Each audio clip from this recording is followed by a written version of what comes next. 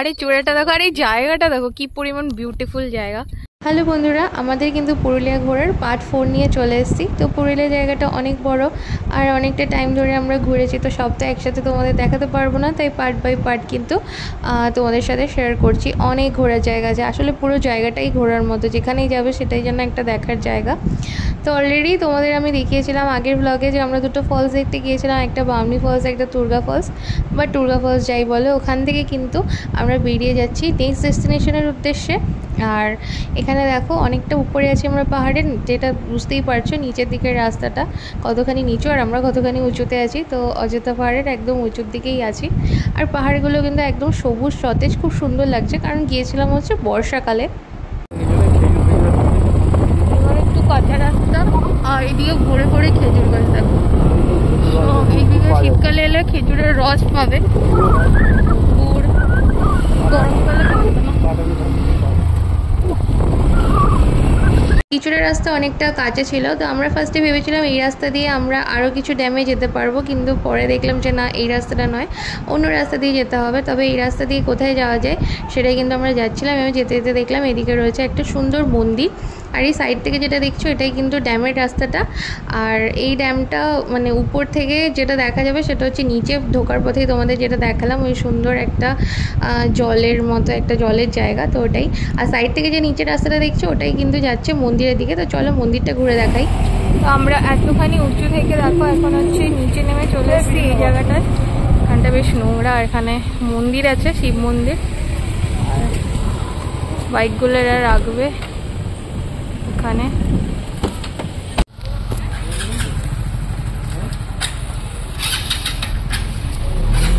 তো এখানে আছে শিব মন্দির, আর শিব মন্দিরের জন্য যা যা জিনিস লাগে সব আছে, যেহেতু শ্রাবণ মাস চলছে। ঠিক আছে, এই যে সব লেখা আছে বাইরে, ওগুলো তো সব শ্রাবণ মাসের জন্য সব।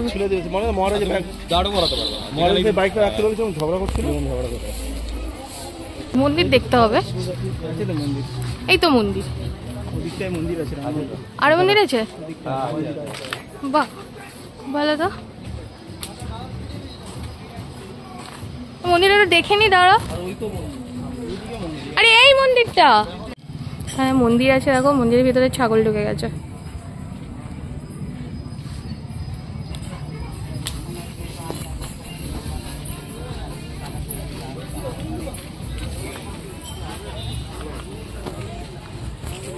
মন্দিরে যদি পুজো দিতে চাও এখান থেকে সমস্ত কিছু কিনতে পেয়ে যাবে। এই যে সব কিছু পাওয়া যায় এখানে।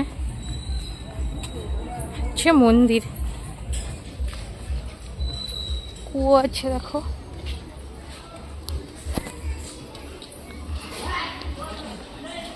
আরে কি সুন্দর জায়গা রে।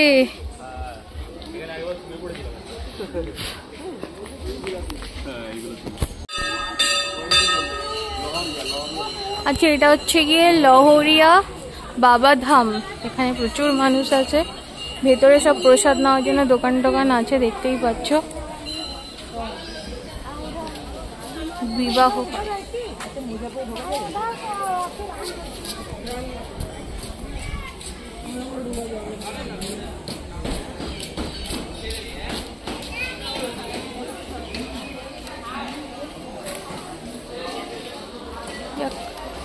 কপালে ছিল, চলে আসতে পেরেছি। অনেক বড় মন্দিরটা।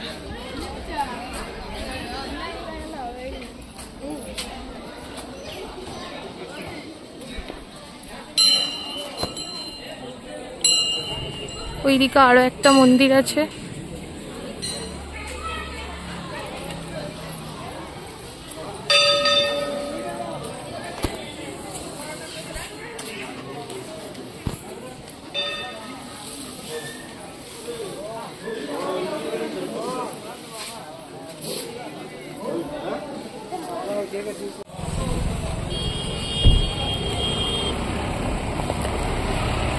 তো আমরা এখন এসছি, এটা হচ্ছে চড়িদা বা মুখোশগ্রাম, সেখানে আমরা এখন খাবো।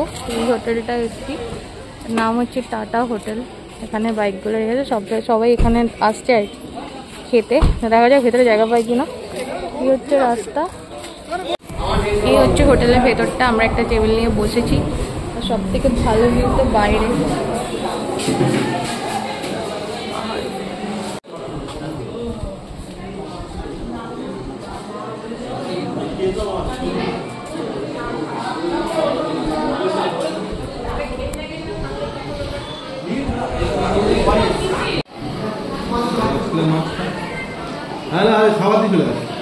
এই দেখো আমাদেরকে খাবার দিয়ে চলে গেছে। ভাত, এটা হচ্ছে কি একটা তরকারি, আলু সয়াবিনের দিয়ে চলে গেছে। বাইরের ভিউটা দারুণ ছিল, না দেখা যাচ্ছে না। আচ্ছা, এদের হচ্ছে খাবার শেষ হয়ে গেছিলো, তাই গরম গরম একদম ভাত ডাল দিয়ে চলে গেছে। দেখো ডাল ভাত তরকারি কেমন খেতে ডালটা? ও খাবে চিকেন থালি আর আমরা খাবো ডিম ভাজা দিয়ে।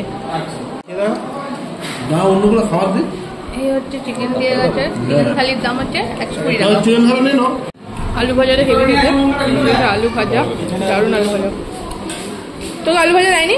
হ্যাঁ ওকে আলু ভাজা হবে না, মাল স্টক করতে পাওয়া যাচ্ছে না। আমাকে দিয়ে দিন, আমি বাদ থাকি কেন? আমি নিয়েছি ডিম ভাজা, ডিম থালি নিইনি তো। আমি এখানে নিরামিষ প্লাস ডিম ভাজা দিয়ে খাবো। এটা চিকেন নিয়েছে, দেখো চিকেনগুলো 120 টাকা করে। 130 অনেক বেশি দাম। এটা নিয়েছে 90 টাকা। এই যে আলু পোস্ত, আলু পোস্ত চাটনি ছিল, চাটনি দেয়নি, লাস্টে দিয়েছে পাঁপড়। আমি একটা এক্সট্রা করে চেয়ে নিয়েছি। এইদিকের ভিউটা এত সুন্দর। এখানে সবাই হচ্ছে ধান চাষ করছে। এই যে কি দারুণ সুন্দর।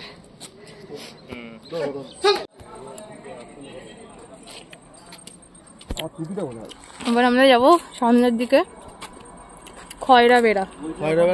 আর এই হোটেলে খাবারটা খুবই ভালো ছিল। আমরা কিন্তু মন্দির থেকে বেরিয়ে আর কিছু শ্যুট করিনি, কারণ প্রচণ্ড বেশি রোদ ছিল একদম, আর প্রচণ্ড খিদেও পাচ্ছিলো। ম্যাপ দেখে দেখে কিন্তু আমরা মানে রাস্তা খুঁজে খুঁজে বাজারের উপর দিয়ে, মেন যে বাজারটা আছে ওখানে, সেখান থেকে কিন্তু আমরা চলে এসেছিলাম খেতে। আর খাওয়ার জন্য যে জায়গাটা আমরা এসেছিলাম সেটা হচ্ছে এই মুখোশগ্রাম খয়রাবেড়া যাওয়ার যে রাস্তাটা, সেই রাস্তার উপরে কিন্তু খেয়েছিলাম। ওখানে পরপর 2-3টে হোটেল আছে, তার মধ্যে ওই হোটেলটাই আমরা ডিসাইড করলাম, কারণ ওখানে প্রচুর বেশি মানুষ খাওয়া দাওয়া করছিলো। আর খেয়ে দেখলাম যে খাবারের কোয়ালিটি যথেষ্ট ভালো ছিল এবং ফ্রেশ ছিল। আর এই যে রাস্তাটা দেখছো এটা কিন্তু মুখোশগ্রাম, আর এটার ডিটেলস ভিডিও কিন্তু আমি নেক্সট পার্টে তোমাদেরকে দেবো। এই জায়গাটা খুবই সুন্দর, দুপুর থাকার জন্য একটু কম মানে ক্রাউড ছিল, সেই সাথে সব দোকানগুলো পুরোটা খোলা ছিল না। তাই বিকেলবেলার ফুল ভিডিওটা আমি তোমাদের নেক্সট পার্টে শেয়ার করব। খুবই সুন্দর জায়গাটা। তো এখান থেকেই কিন্তু আমরা চলে যাচ্ছি নেক্সট ডেস্টিনেশন, যেটা হচ্ছে খয়রাবেড়া। আর এই সম্পূর্ণ যে আমরা গিয়েছি এটা কিন্তু আমরা গুগল ম্যাপ আর হচ্ছে লোকাল যে লোকজন ছিল তাদের জিজ্ঞেস করে করে গিয়েছি। কারণ কি এখানে যেহেতু এরকম কি বলবো বলো তো, পাহাড়ি এলাকা প্লাস অনেক ভেতরে এদিক ওদিক জায়গা, সেই কারণে হলো খরচাপাতি। এই যে খয়রাবেড়া মোড়ে আমরা পৌঁছে গেছি। এখান থেকে এখন খাবো আইসক্রিম, আর একটু দূরে মানে আরও 6 কিলোমিটার মতো।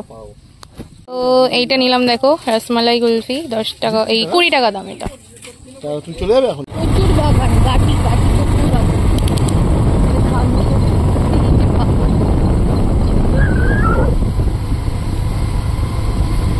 আর এই গাছগুলো লাগানো আছে তো ফুল গাছ। পাহাড়টা কি দারুণ লাগছে। তো আইসক্রিম খেয়ে আমরা আবার চলছি আর কি। আর রাস্তাগুলো খুঁজে নিই, তোমরা লোকাল লোককে জিজ্ঞেস করে করে আসবে, তাহলে হচ্ছে ভালো আসতে পারবে। আচ্ছা, আমরা খয়রাবেড়া চলে এসেছি। Khairabera irrigation scheme. আর এই হচ্ছে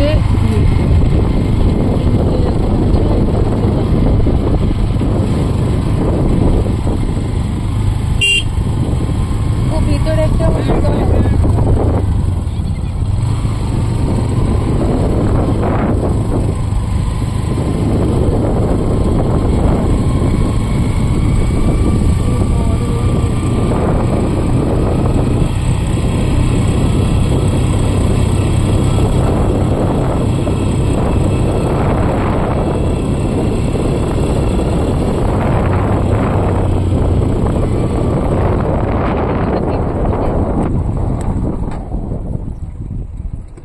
এই হচ্ছে ড্যাম।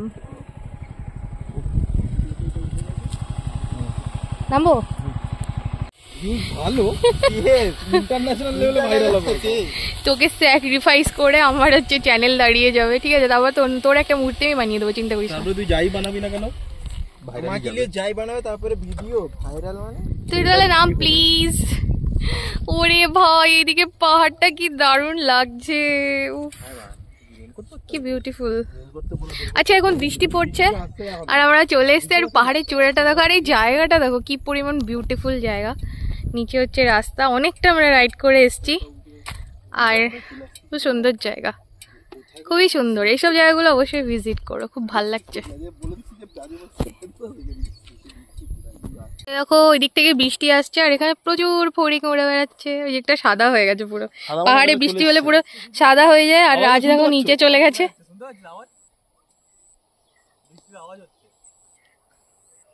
নিচে যাবো না?